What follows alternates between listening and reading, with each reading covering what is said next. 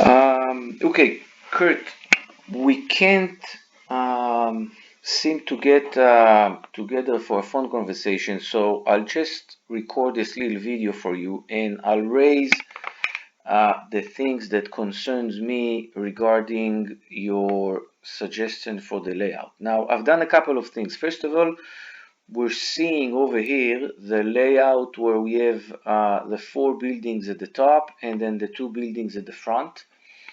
And we're going to discuss about the other layout in a little bit. But first of all, we look at that, and I took the liberty to construct and erect 3D model out of the schematic space plan that you provided. Now, take in consideration that this is basically a schematic 3D, which I believe represents pretty good, not accurately, but pretty good, the schematic design that you had in mind. However, look at a couple of things that concerns me the most. First of all, these 4 buildings at the back, I understand that the orientation is that the living rooms are going to be facing the back, which is okay, and then the kitchens are going to be facing the inward. That's okay. However, still, as nice as the idea of having those little, white cubes floating or sticking out, it creates some sort of not so comfortable situation, in this inner courtyard. And when we add this building over here in a second, we're going to see that it is even a little bit more tight or not comfortable at all. But anyway, so this is basically one concern. Second concern is that we're gonna have to have the garages at least 10 foot high in order to have those overhangs over here. That's gonna add a few more stairs, probably 5 or 4 stairs to the staircases.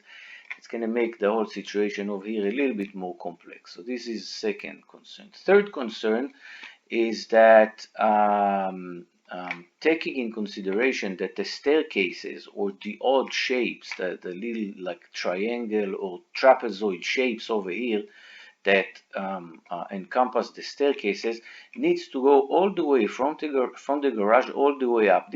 In this case, I also took the liberty to add the little rooftop decks, another room at the top and then a little rooftop deck, and then we see that the staircase needs to go all the way up. So theoretically this thing should have looked like that, but we're going to take into consideration that it might be possible to cut those things in half, but let's leave it like that for a second. So again, as nice and as interesting that this shape is, and I can't really say that it is pretty or comfortable or outstanding. It's interesting.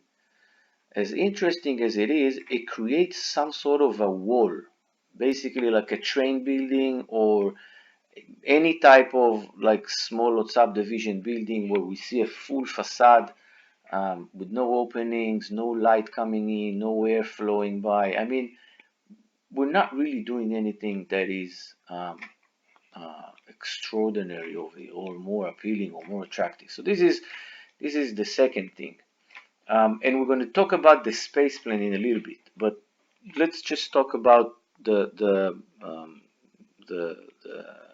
volumetric aspects and qualities of this layout or suggestion. So we're going through the driveway, the original driveway that goes from here, and we're going up slowly, a foot between each of the buildings until we get to this point where we are at 485 or 484.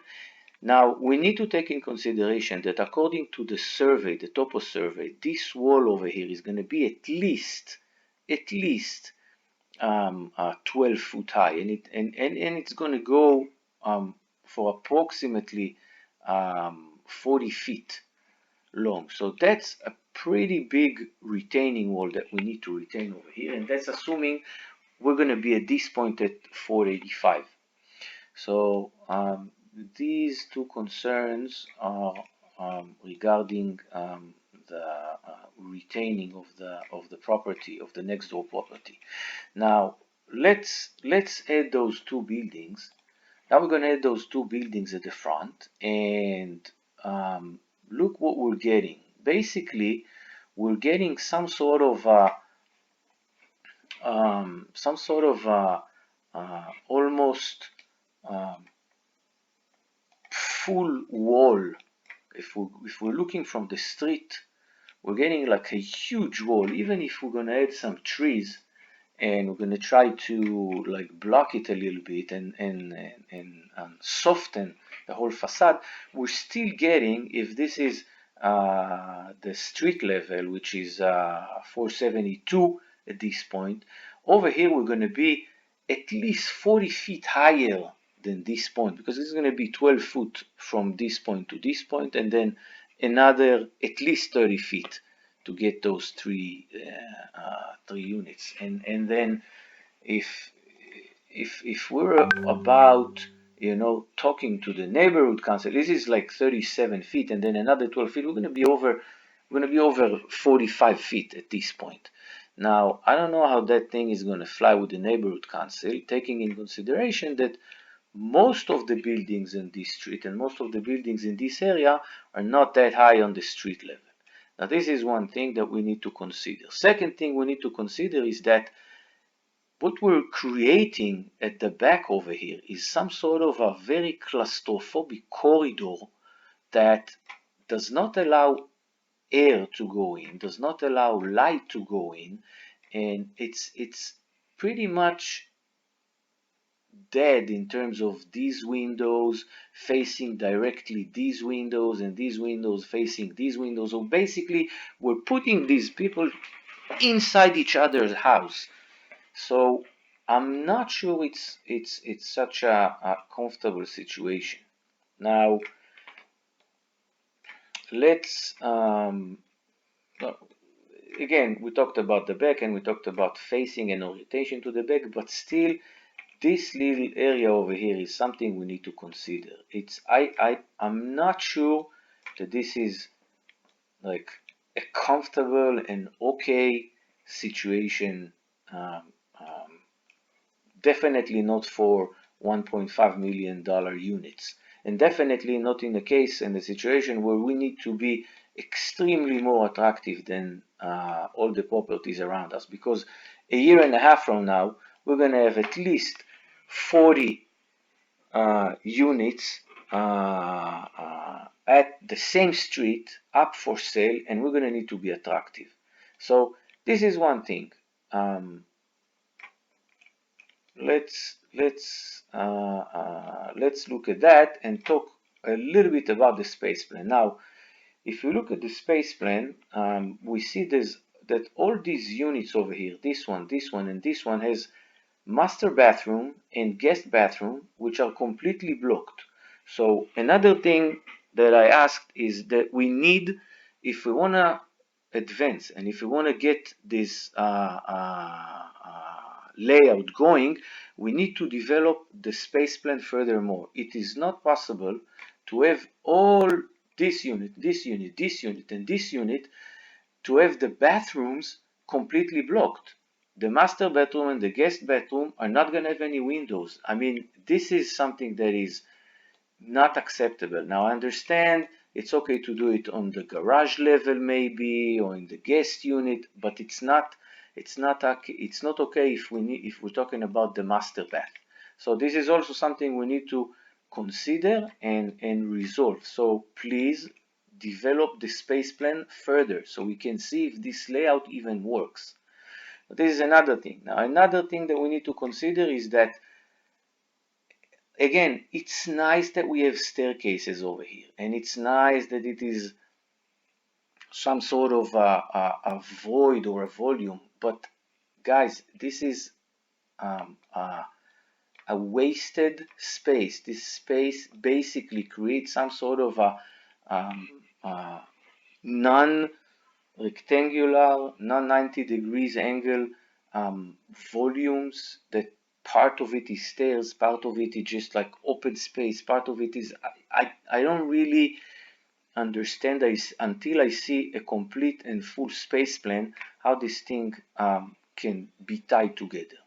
So this is regarding these units over here. And again, if we're talking about grading, and I'm leaving the discussion about grading aside, because in this situation or the other situation, or if we dig over here, if we dig over there, we're going to get pretty much to the same amount of dirt that we need to haul out of this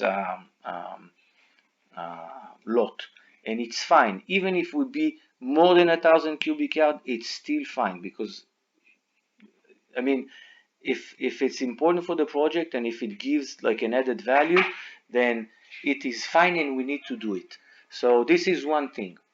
Now let's remove those buildings over here and add a single residence, a single house over here. So this is basically another representation of what you suggested in your schematic design.